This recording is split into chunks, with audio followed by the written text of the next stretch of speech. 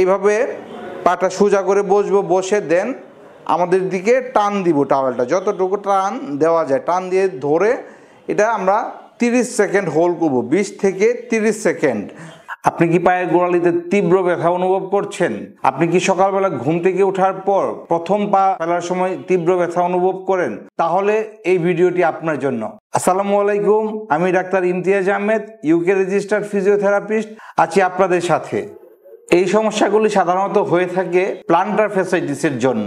Planter fasciitis হলো পায়ের তলার একটি সাধারণ রূপ। এটি সাধারণত পায়ের নিচে প্লান্টার ফেসিয়া, এটি ইনফ্লামেশনের কারণে হয়ে থাকে।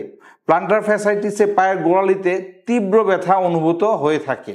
এর কারণগুলির মধ্যে রয়েছে শরীরের অতিরিক্ত ওজন, দীর্ঘক্ষণ দাঁড়িয়ে থাকা, অনুপযুক্ত জুতা ব্যবহার করা, অনেকে আছেন শক্ত জুতা ব্যবহার করেন, তাছাড়া ফিমেল যারা আছেন হাই হিল ইউজ করেন, এর জন্য প্লান্টার ফ্যাসাইটিস হতে পারে। তাছাড়া শক্ত সারফেসে দৌড়াদৌড়ি করা এর অন্যতম কারণ। বিশ্বব্যাপী জনসংখ্যার প্রায় 10% ব্যক্তি জীবনের কোনো না কোনো পর্যায়ে প্লান্টার ফ্যাসাইটিসে আক্রান্ত হয়ে থাকেন। এখন আমি আপনাদেরকে খুব সিম্পল 3টি এক্সারসাইজ দেখিয়ে দিব, যেগুলোর মাধ্যমে খুব সহজেই প্লান্টার ফ্যাসাইটিসের ব্যথা থেকে মুক্তি পেতে পারেন ঘরোয়াভাবে। আমরা প্রথম যে এক্সারসাইজটি করব এটিকে বলা হয় টাওয়েল স্ট্রেচ। এটি আমরা সাধারণত সকালবেলা ঘুম থেকে উঠে প্রথমেই এই এক্সারসাইজটি করে নিব। এটি করার জন্য আমরা একটা এরকম টাওয়েল নিব, নিয়ে পায়ের পাতার এখানে জাস্ট দিব, দিয়ে ধরে এইভাবে পাটা সোজা করে বসবো, বসে দেন আমাদের দিকে টান দিব টাওয়েলটা, যতটুকু টান দেওয়া যায় টান দিয়ে ধরে এটা আমরা 30 সেকেন্ড হোল্ড করব, 20 থেকে 30 সেকেন্ড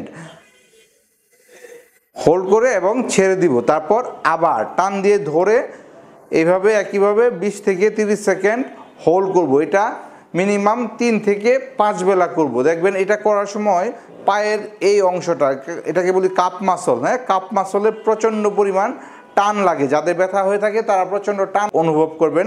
টান লাগলেও এই এক্সারসাইজটা আপনাদের কন্টিনিউ করতে হবে। দ্বিতীয় যে এক্সারসাইজ, এটি করার জন্য আপনারা একটি বাসায় এরকম দেয়ালের সামনে দাঁড়াবেন, 2 থেকে 2.5 ফুট পিছনে দাঁড়াবেন। দাঁড়িয়ে আমাদের যে আক্রান্ত পা, সাপোজ আমার ডান পা, এটি হচ্ছে আক্রান্ত পা, আক্রান্ত পাটি থাকবে পিছনে এবং ভালো পাটি সামনে। জাস্ট এভাবে কাত হয়ে গেলাম, ভালো পাটি দেয়াল বরাবর দিলাম, আক্রান্ত পাটি পিছনে। পিছনের পাটি খেয়াল রাখতে হবে যাতে স্ট্রেট থাকে, বাঁকা না হয়ে যায়, স্ট্রেট থাকবে। এবং সামনের পাটা দিয়ে এইভাবে দেয়ালের মধ্যে লাগানোর চেষ্টা করব। দেয়ালের মধ্যে লাগিয়ে ধরে রেখে 20 থেকে 30 সেকেন্ড এখানে আমরা হোল্ড করব এবং ছেড়ে দিব। একইভাবে 20 থেকে 30 সেকেন্ড হোল্ড করব এবং ছেড়ে দিব। এই এক্সারসাইজটিও আমরা 3 থেকে 5 বার করব এবং 2 থেকে 3 বেলা। তৃতীয় যে এক্সারসাইজ, এটি কি বলা হয় ফ্রোজেন ক্যান রোল। এটি করার জন্য আমরা এরকম একটা পানির বোতল নিব, যেটি সাধারণত ফ্রোজেন অবস্থায় থাকে, ফ্রিজের মধ্যে বরফ করা থাকে যে পানির বোতল, এটা নিব, নিয়ে জাস্ট নিচে রেখে দিব, দিয়ে পানির বোতলটাতে এরকম পা দিয়ে একটু প্রেসার দিয়ে দিয়ে এভাবে রোল করব। ইনিশিয়ালি একটু ব্যথা হতে পারে, তারপরেও আমরা এটা করব 5 থেকে 7 মিনিট। প্লান্টার ফ্যাসাইটিস একটি নিরাময়যোগ্য রোগ।